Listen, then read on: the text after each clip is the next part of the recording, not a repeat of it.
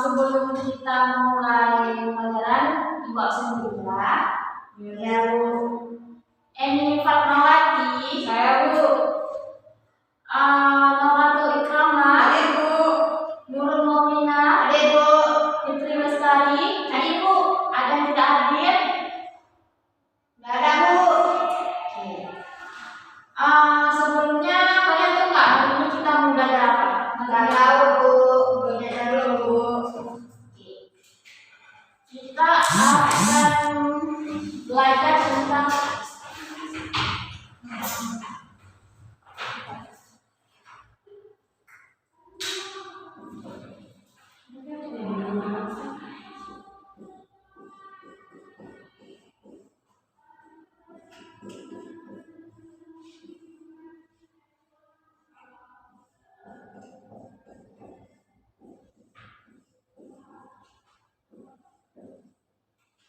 sebelum dilanjutkan ada yang lupa apa itu take action proof?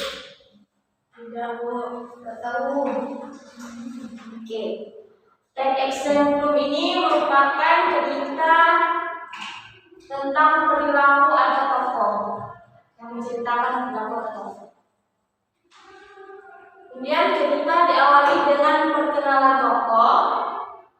Setelah itu membahas peristiwa apa saja yang dilalui oleh tokoh dan diakhiri dengan interpretasi dari dalam diri tokoh tersebut. Misalnya kan ada cerpen di dalam cerpen itu kan ada tokoh siapa aja. Kemudian take action proof ini termasuk ke dalam karya sastra yang isinya menjelaskan tentang pengalaman hidup tokoh. Misalnya berawal dari peristiwa yang dialami oleh tokoh, kemudian peristiwa tersebut terdapat hikmah yang dapat diambil. Tujuannya adalah agar kita tidak melakukan kesalahan yang sama. Kemudian ada struktur take action. Struktur take action proof di sini terdiri abstrak, orientasi, insiden, interpretasi, dan modal. Nah, ada yang tahu nggak apa itu abstrak di dalam take action proof? Ya kan? Abstrak tidak jelas. Abstrak itu yang ada. Tidak jelas. Jelas. Sesuai fakta. Ya. Ini abstrak adalah bagian utama dari kejadian sebagai pengantar yang memberi gambaran peristiwa akan dikisahkan. Misalnya nih ya, Eni pagi ini bangun kesiangan, itu termasuk dari abstrak. Kemudian orientasi.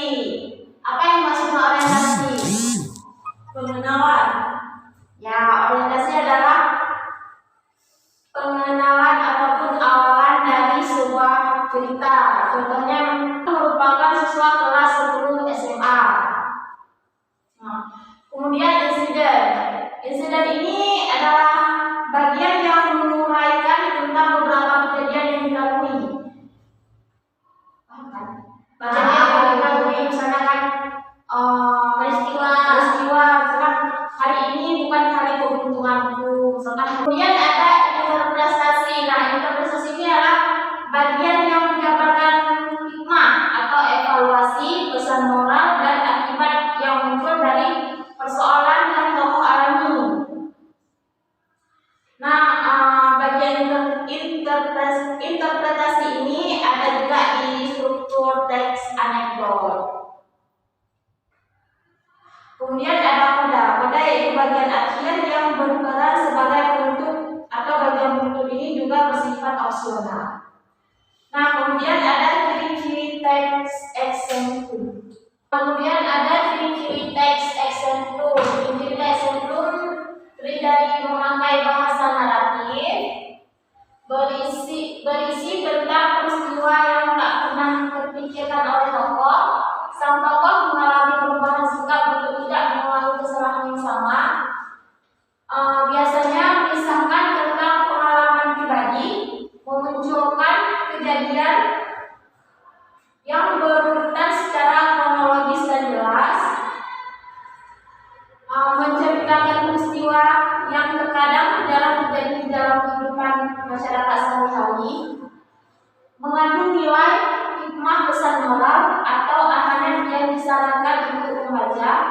mengandung nilai hikmah pesan moral atau amanat. Nah, di sini ada memakai bahasa naratif.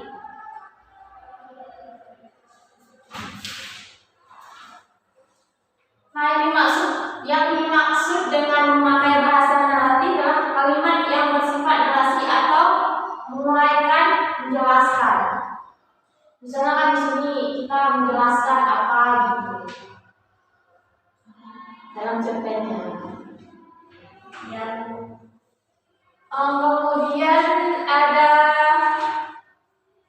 unsur kebahasaan dalam teks. Kebahasaan dalam teks eksemplar ada keterangan tempat, waktu, tujuan dan cara. Kemudian kata hubung intra kalimat. Kemudian kalimat majemuk predikat.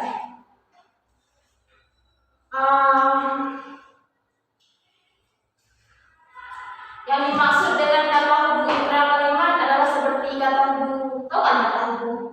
Tahu. Apa aja kata hubungnya? Apa kata hubung dalam kalimat? Dan, maka, dengan, nggak perlu dijelaskan lebih panjang, kan udah tahu kan kata hubung itu apa aja.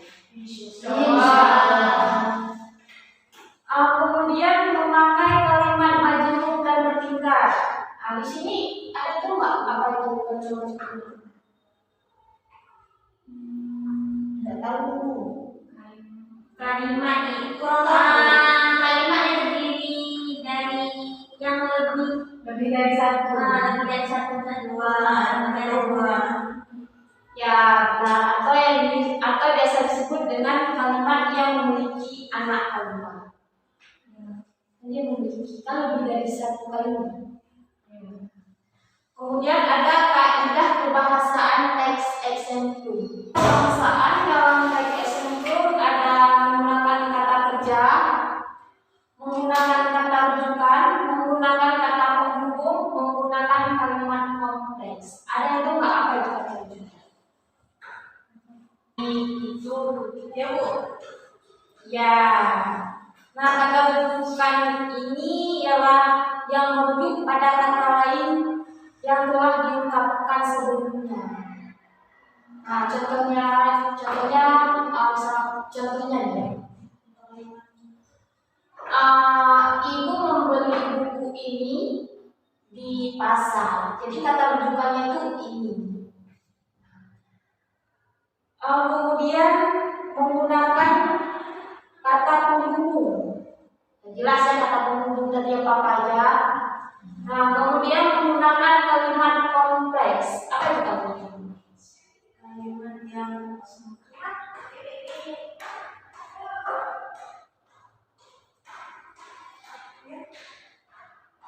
tahu Bu.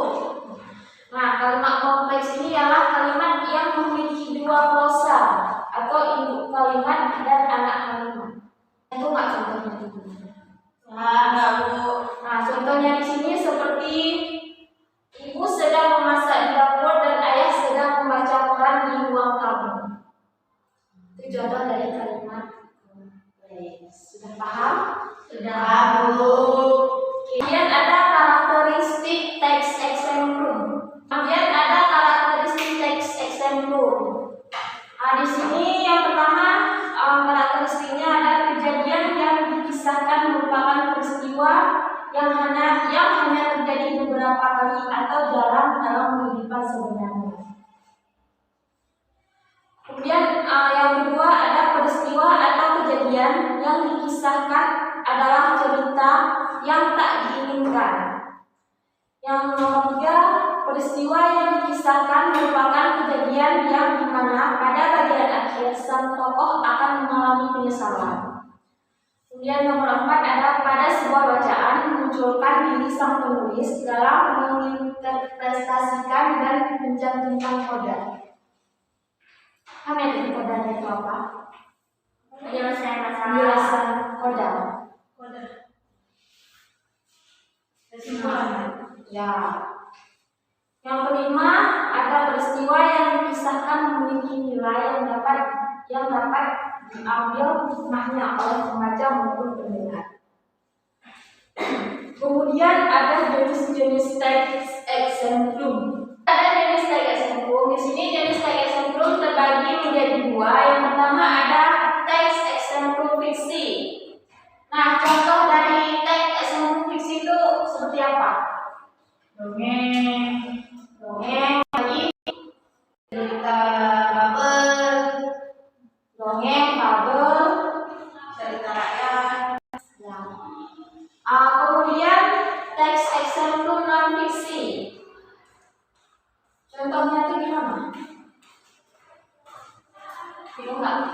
Contoh dari non fiksi. Misalnya biografi, mulai dari biografi, kisah nyata, diari yang harian. Kemudian ada contoh teks exemplum dari cerpen Putri Tangguh. Nah, di sini bisa kalian lihat ada orientasi, insiden, dan interpretasi ya.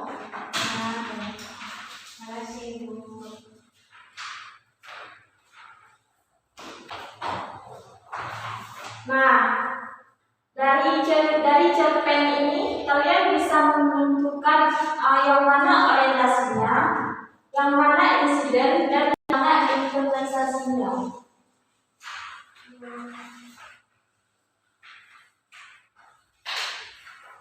Mereka bisa kalian menentukan, sejak menentukan dari cerpen yang dibagikan ini. Orientasinya Bu. Coba orientasinya itu di bagian mana? Bagian pertama Bu. Coba bacakan apa bagian pertama dari ceritanya. Iya. Alkisah, di desa Bunga Tanjung ada seorang perempuan tua yang mempunyai rumah. Rumahnya tidak begitu luas, hanya seluas tangguh menangkap ikan. Tetapi hasilnya melimpah ruah. Putri Tangguh nama perempuan itu. Ia memiliki 7 orang anak. Nah, ini yang dimaksud dengan orientasi. Nah, kemudian insiden. Di mana letaknya insiden?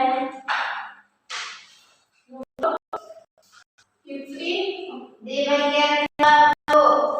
Alinea kedua. Nah, alinea kedua ini menunjukkan insiden. Kemudian interpretasi. Siapa yang bisa menentukan bagian mana letaknya interpretasi? Bagian terakhir Bu. Nah, coba bacakan yang mana bagian terakhirnya yang letak interpretasi.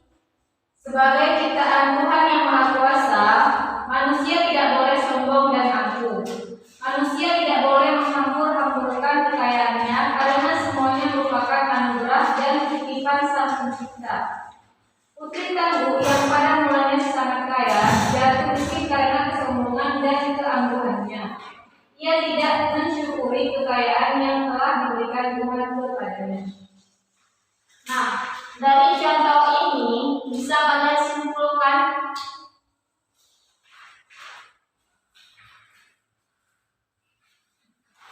ceritanya Bu. Ya. Kita nggak boleh bohong. Ya, kita nggak boleh berbohong. Tidak boleh kekayaan. Ada lagi.